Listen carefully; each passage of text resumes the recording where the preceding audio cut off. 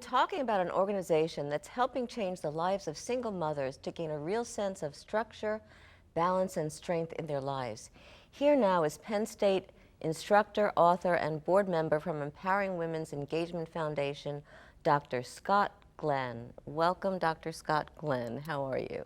Great. Good afternoon, good morning, whatever time it is. It's a pleasure to be here. Thanks for inviting me. It's a pleasure to have you. How did you get involved with the foundation, Scott?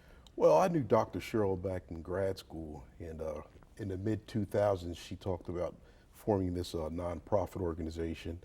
And because of my motivation, I'm a motivational person towards everybody. She asked me to be a part of it in terms of being on the board. So I told her certainly as soon as she got done with her doctorate.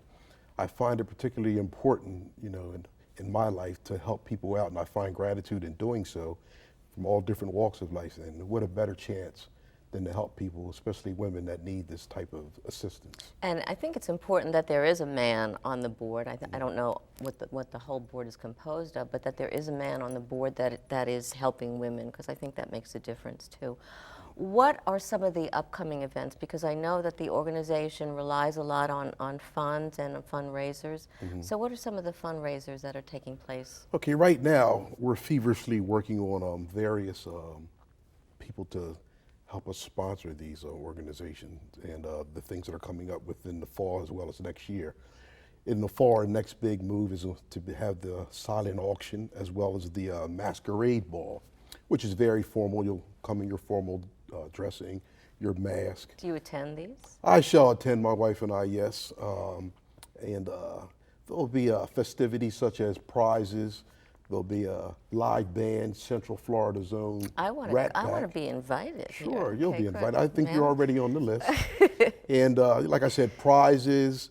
There'll be professional photographers there, as well as some very renowned people within the Florida and surrounding areas. That's great. And do you feel that those kinds of events really begin to get a lot of people interested in what's going on? Yes, again, like I said, it's based on the women that are need this sufficiency, and when you focus on one part of the aspect, then it branches out into their families as well as the community, right. And it branches out into the nation, and it's is such as what we want to do. But it helps everyone. It's not just for the women, but it helps the community in general. And even though right now, as Cheryl was talking, we're focusing on Florida, the plans for the organization is to really go global, right? Right. Well, right now, because of time and money, which we're getting a lot of help. Right. The local area in Orlando is doing great, but we want to branch out into different parts of Florida and then initially get into the United States as well and even go globally. I think that's important because, again, many women need that and where they're raising children, and that's the future generation, and they need to know that there's something else, there are other options out there. Right. A lot of times we can be left under the cover, not understanding various lives, such as women who have children who are living in poverty. It's not that they think that they're entitled or they're looking for something free. It's just something to help them in a tough economy that we all live in so that they can proceed and have a basic living, or they're living according to their family and like the rest of society. Right, and I think that there's been a misconception from the general public about people and women, like Cheryl and I were talking earlier, who are working diligently and many more than 35 plus hours a week, and yet their lives are substandard. What are some of the needs of the organization?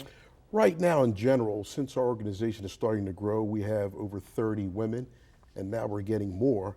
We want to focus on getting a bigger building, okay, so we can support the women and their needs. We have a couple sponsors. We're looking for a philanthropist to come in and get involved some more so that we can expand our buildings and our property. I think that's great, Scott. Well, I wish you all the luck, and I'm going to be at that ball with my little mask on, and thanks so much for being here. Thanks for having us. My pleasure. Still to come, horrible bosses.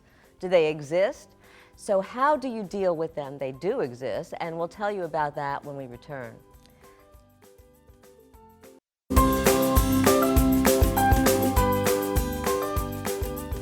See, this is what concerns me, Nick. You're a punctual guy. You know the importance of being here right at 6 a.m., which is what leads me to think that there must be something wrong with the internal clock on our security system. May have been a minute late. Well, no, but according to this, you were 2 minutes late. So either you're a liar or this system is off by a full minute. Welcome back. That was a clip from the hit comedy Horrible Bosses. But contrary to what you might believe, bosses like the one played by Kevin Spacey do exist.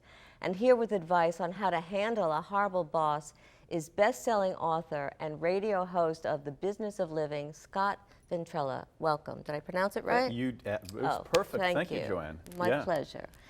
7 prototypes of horrible bosses. Yeah. Let's see, I think I may have rat, badger, chameleon, Tasmanian devil, squirrel. You got the, good. You're doing very Okay, well. help me with the last You two. got the, let's see, did you cover the fox? Fox. And then the hog. Hog. Ah, Thank you. yeah, There's a yeah. 7. Okay. How many have you encountered in your career?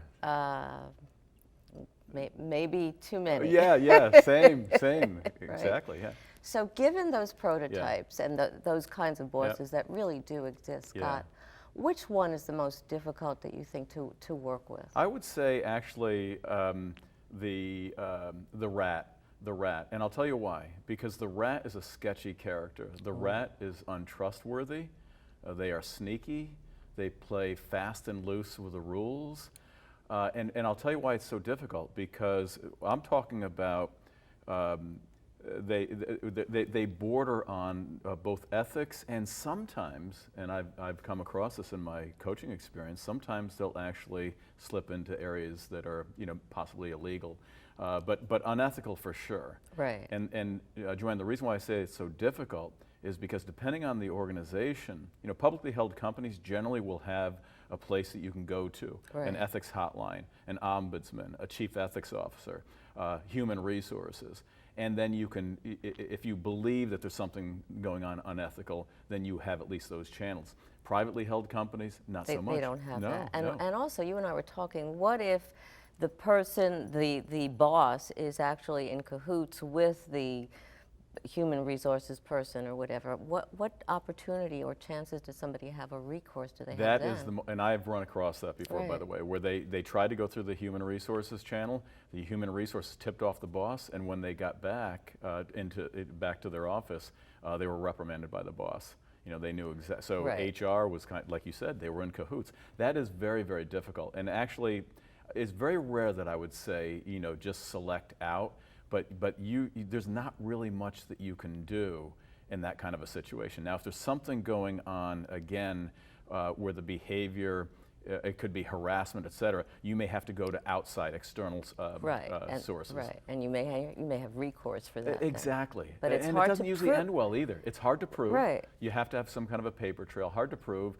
And when I say it doesn't end well, you may get your job back, or you may have your job, but then there are different ways that they can make your life miserable. But also then going to the next job, it may be really difficult because of everything that you did beforehand. That's right. The chameleon, now that's a wishy-washy kind of a boss. How does somebody deal with that kind of a boss? The chameleon, because they're telling you one thing and you think you're clear, okay, we understand, we're on the same page, and then you go ahead and you act and you think you're doing a great job, but then they've shifted opinion, and they also like to play one employee off of the other. So how do you deal with somebody like that? Yeah, in that case, I do like to make sure you pin them down.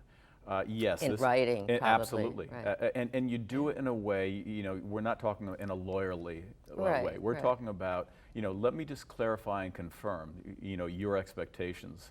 And you're not going to ask them to write it down. Right. So you write it down. But I'm going to write it down. Given what you just said, is this right? Yeah, right. absolutely. Here's the email. Yes, Is this what you said? Just so that I get it right, rather right. And do it via email, because you want to have that. You need a trail, but not a formal trail. So you can at least say, and you don't want it to come to where you're knocking heads. You just want to say, look, so I understand now you're changing, midstream, but I thought we had talked and we had agreed on this, and you might have that handy to refer to. Right. So many people think that bullying only takes place with kids, and there's so much more going on at work in offices. What are the ramifications? Yeah, of that's bullying? the Tasmanian devil, by the way.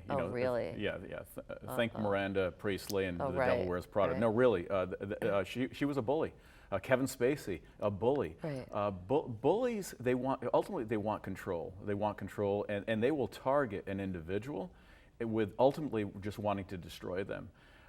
With the bullies, there is recourse though.